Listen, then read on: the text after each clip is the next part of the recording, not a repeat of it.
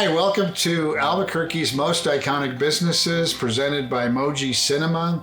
Very excited today to be able to talk to Scott Lardner from Rocky Mountain Stone. My name is Stacy Sacco. I'm the previous director of the UNM Small Business Institute, as well as a teacher at the University of New Mexico's Anderson School of Management, where I've taught entrepreneurial studies for 20 years. So wanted today to talk to Scott about his business, but before we do that, we'll break away and watch his origins film and tell you a little bit about their background. So let's break away and do that. There's probably not a company going in the world that quarries the stone, trucks the stone, fabricates the stone, trucks it to the job, has their own people install it, and you will not find a better marble installation in the world. I started in the masonry contracting business in 1959. I did one job, and it had probably about 30 ton of Corona stone on it. And the fellow that I bought the stone from asked me to go to work for him. He offered me a brand new shiny pickup truck, and after looking at what I was driving, I thought that's all I needed. And I went to work for him for about a year, and when he ran out of stockholders that would donate, he went out of business. And I knew a fair amount about quarries around New Mexico by then and where to buy stone. And I kind of wanted to start something. But my father passed, and we went back to our hometown for the funeral.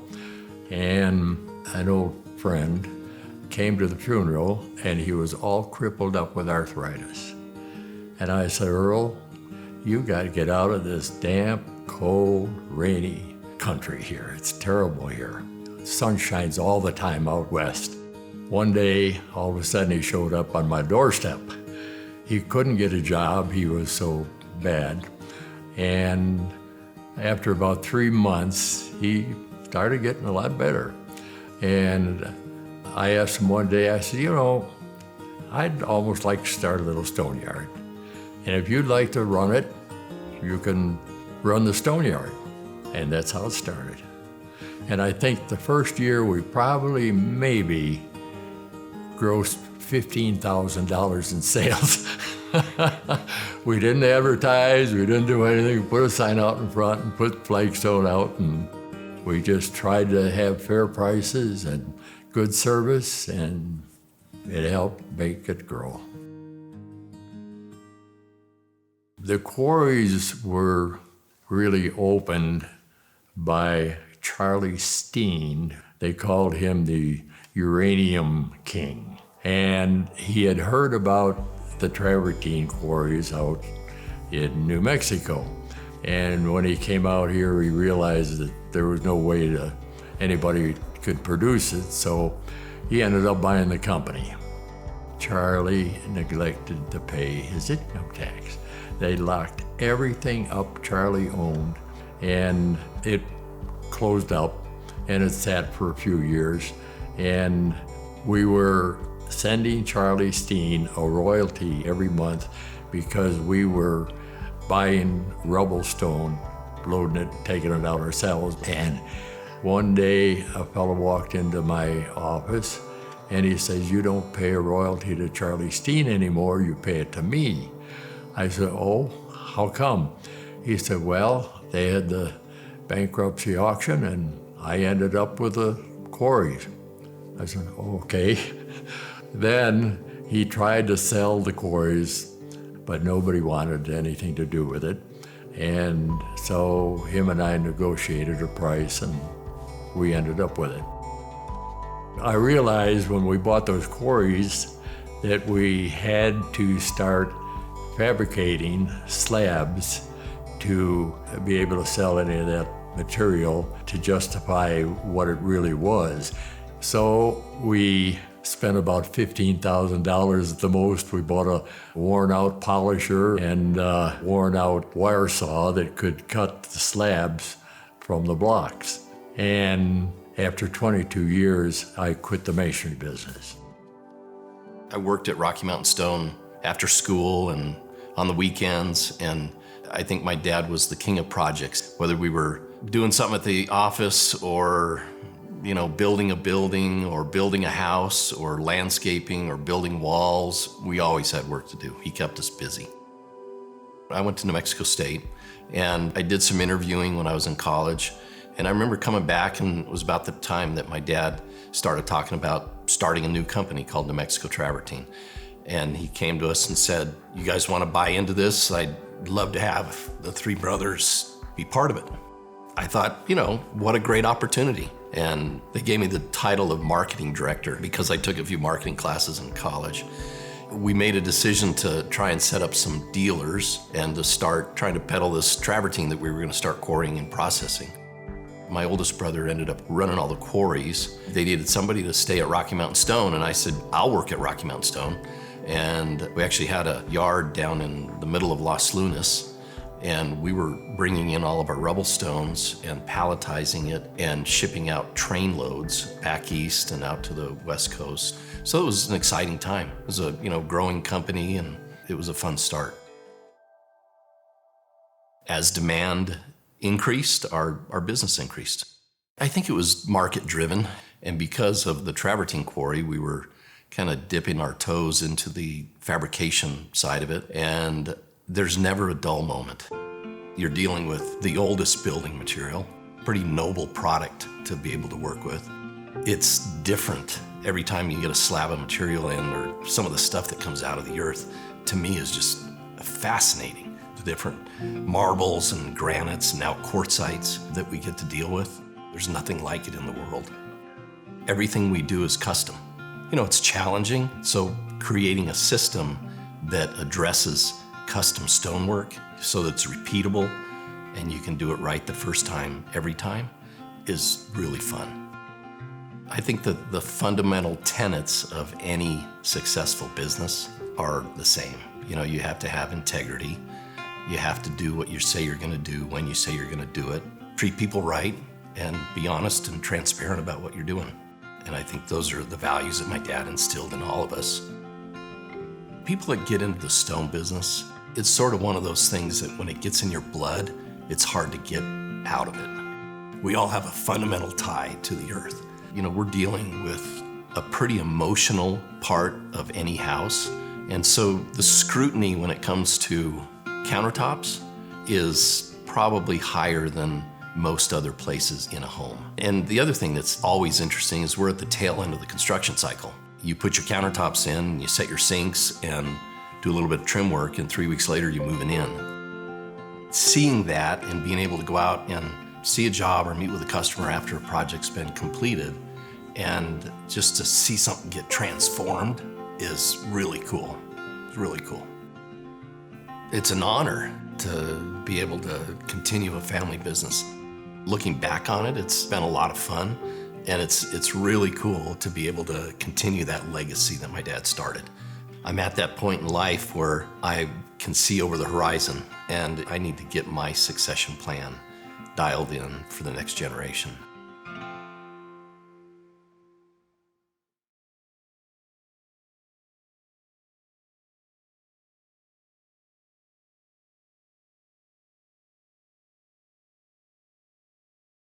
So welcome back. As I said earlier, we have Scott Lardner from Rocky Mountain Stone today, and we wanted to talk to him about some of the basics of how he runs his business, how he's growing his business. Basically, my message is to, in a sense, or one of the topics I wanted to discuss is more as if I had a class here and we were talking to students about they want to start a business, what lessons could they learn from talking to Scott? So can you tell us a little bit about how your business is organized? It's a family business, right? It is, yep. We actually have several businesses, but they're all associated with the stone business.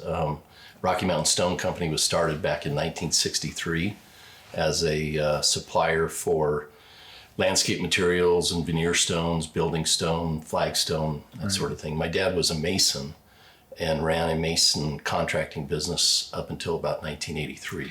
Do you sell mostly to New Mexico? I noticed in your origin story that there was a train taking some stone away, so you must sell it regionally. Yeah. Oh, yeah. Rocky Mountain Stone covers the state of New Mexico and southern Colorado, and we've really migrated more into the dimensional stone business, not so much landscaping materials anymore. But our sister company, New Mexico Travertine, we actually run 3 quarries and process materials, and we ship that all over the country. So at the business school, we do have a group that's called the Parker Center for Family Business. I was the executive director of that for a few months. Very familiar with it. Yeah, and Tom and all the rest of that crew. Yeah. But it's interesting when we have workshops with them, most of them are not necessarily about how to run a business. It's about how to run the family business, meaning you need to have some organization around that because whose role is what. Right. And my dad owned an auto shop, so I know, my dad was the jefe, and he's the boss. So, but we all had to take on different leadership roles. So, how do you manage a family business versus just a business? Well, it's really challenging. We had at one time there were 5 brothers in the business along with my dad, Right. and we had New Mexico Travertine and Rocky Mountain Stone, and there was kind of a place for everybody. And overall, I think my dad did a great job. Finding places for us and drawing on each of our strengths. It was interesting when my brothers, we actually bought out a brother in 2007, my brother David. He was working down at the plant in Belen, and him and my oldest brother Tim were not getting along very well and had different ideas. And so David decided to go do something else. And it seems like, you get to be about 40, 45 years old and you look back and go, is this all I'm going to do for the rest of my life? Right. And what else is there? Right. And so, that kind of happened within our family. And then my oldest brother in 2010 was diagnosed with cancer and died 3 months later. Oh, gosh. And Sorry. so that was a big impact, and right in the middle of a, really tough time for business, 2010.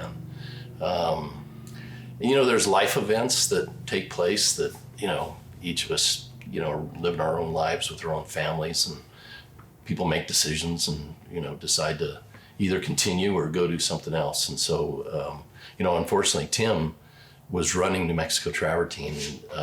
That was just a huge impact to our business. But one thing I can tell you that my dad did that was really smart, when we put together the ownership, we actually have a holding company called Santa Fe Marble that their stock at that level, and all of the brothers owned 19% of the shares of that stock. Right. So we were all 20% owners. My mom and dad kept 5% of the stock.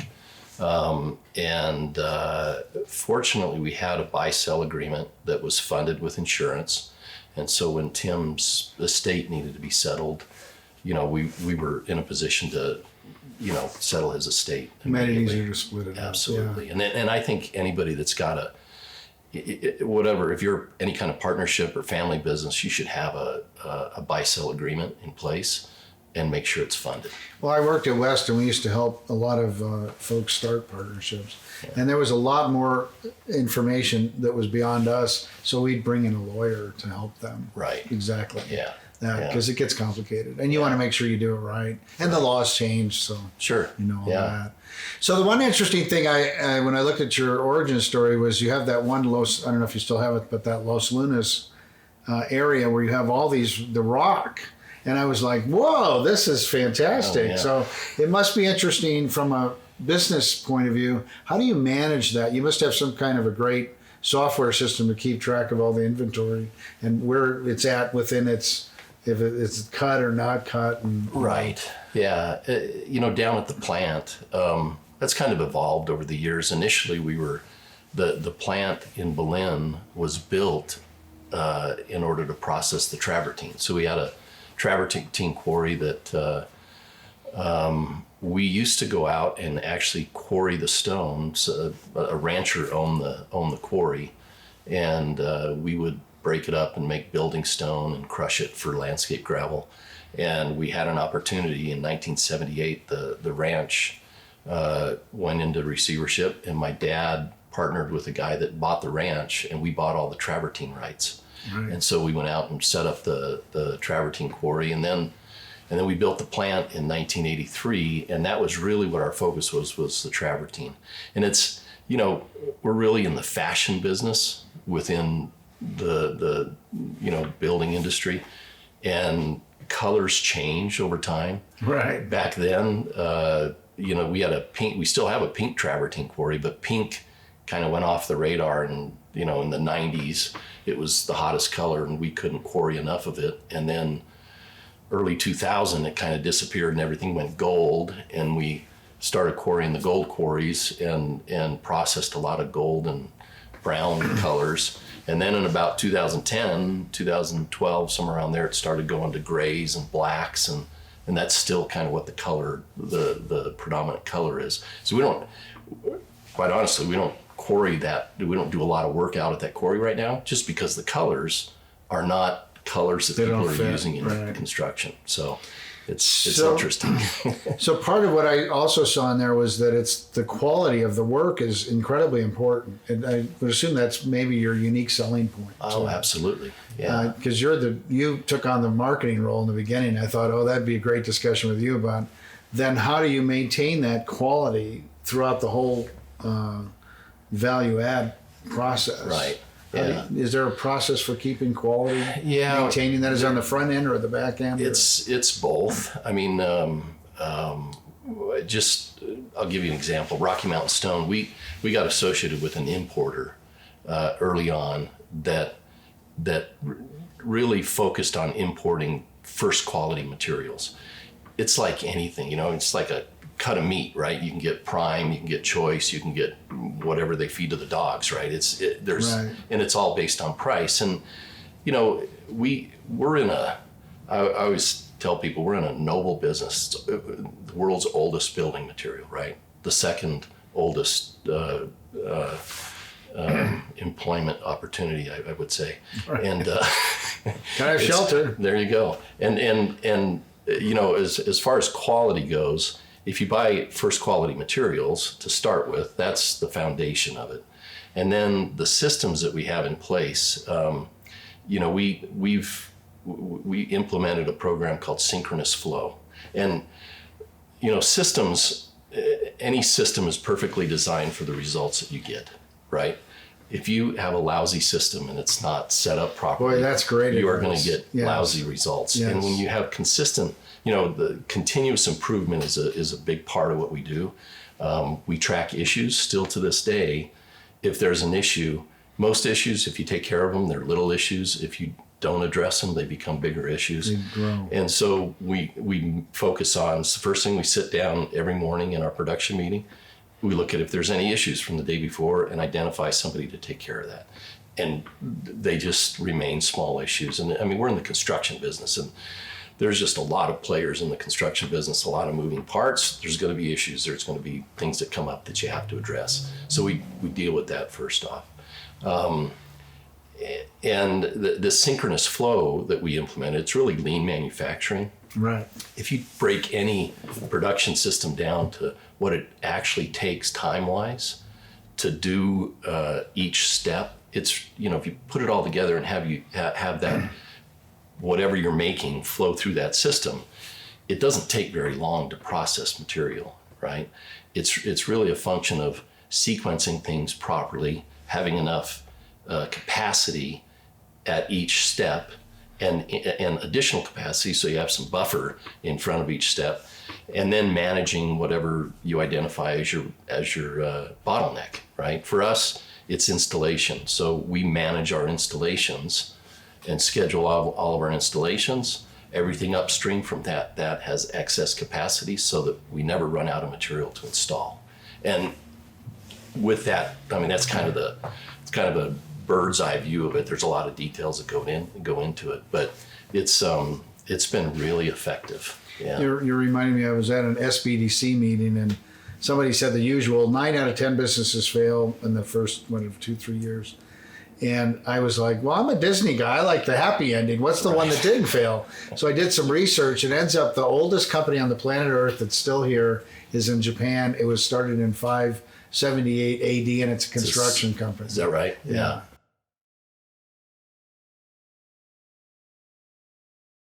In our industry, it's a pretty small industry, right. and there's not a lot of companies. I mean, there's probably less than, 50 or 60 companies in the entire United States that actually run quarries and quarry dimensional stone. Yeah. And worldwide, it's, there's probably a few thousand, but still pretty small. So another organizational issue or question for me is, you vertically integrated because you're not just selling the stone. You could have done that and been a retailer, but instead you're all the way through. You're manufacturing all the way to retail. From cradle to grave. Right. Yeah. So I would imagine that gets more complicated in terms of managing that, but there's probably more money in that. You have to probably look at each section as its own separate business. Right. Yeah. It's really, which is why New Mexico Travertine is organized the way it is, as far as quarrying. And we run 3 quarries. One is the Travertine quarry that we're really not working that much. We run an aggregate operation that's been really successful, and then we have a sandstone quarry out near Santa Rosa that we have crews out there all the time quarrying material. Since your focus, it sounds like, was predominantly marketing, I'm just curious, is it a sales effort or is it a marketing effort or is it both? And how does that turn out? Do you have a sales rep or do you use a manufacturer's rep, I guess you'd call it? Or... Yeah. With New Mexico Travertine is really a wholesaler. So we have reps that call on building material yards. We sell a fair amount of material out in California and Colorado and Nevada, mostly on the western half of the United States. At Rocky Mountain Stone, we have project managers, and the project managers meet with clients, and we've got. I think overall, from a marketing standpoint, being consistent with our marketing and being, I hate to say this, but we're probably the highest, the most expensive granite fabricator in Albuquerque.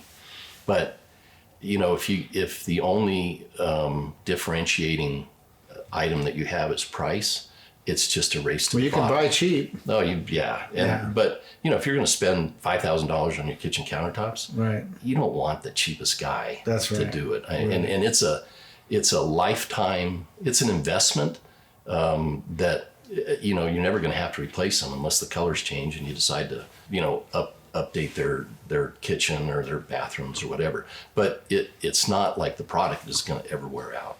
Kitchen countertops are something, if you buy stone countertops, they're going to last a lifetime. And so, you don't want shoddy workmanship or poor quality when you're spending that kind of money. So one of the questions I always love to ask my guest speakers in my classes was, because we're sitting there in front of a room of 50, 60, 20-year-olds.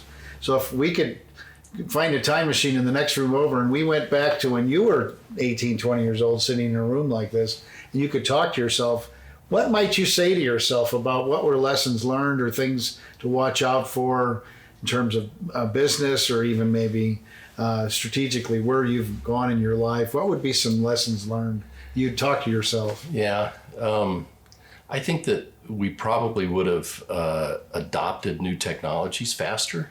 We were, when you do things that work and new technologies, like just for an example, templating countertops. We used to go out and glue door skin sticks together to make a full-size template, right? Today we go out with a laser and shoot it with a laser and capture it all on it's pretty much all digital. Download it into a computer, run a toolpath, send it out to a CNC machine, and it cuts it all up. Some of those technologies we weren't early adopters to, and I think that plays to if you're in business and you've been doing something for the same way, you're a little bit more skeptical about new technologies. I taught 10 years with those vellums, those Yeah. plastic things, and finally I got a PowerPoint, Yeah. and everybody else was giving me a hard time. Yeah. It took me a little while. But Trust it. there's the flip side of that is if you wait for 1 or 2 generations of these new technologies to come out, you're not spinning your wheels with the first generation, right? Which a lot of Let somebody else make the mistakes, Right. and then you Yeah. pick it up. Yeah. Yeah, I could see where that is. Yeah. Well, that's interesting. And besides going out and buying a bunch of property in North Albuquerque, Yeah, well, that'd be a good idea. I would, Well, I had one speaker say, well, I'd go down to San Pedro and whatever was around 1973, find this guy named Bill Gates and get him go to work. invest in some Microsoft thing that was down there. So, Yeah. well, what a pleasure to be able to talk to you today, Scott. you, Thank you Stacy. for I your enjoyed it. insights. Yeah. We have a award to put on your desk. It's awarded to Rocky Mountain Stone. It's ABQ's most iconic. So, awesome. and we got a box for you. Very nice. So thank you for being one of our leading companies here in Albuquerque and helping us be all that we are. Thank you very It's much. a great place to live, and you make Yeah. it part of that. So thank you. Thank you. Yeah, thank you.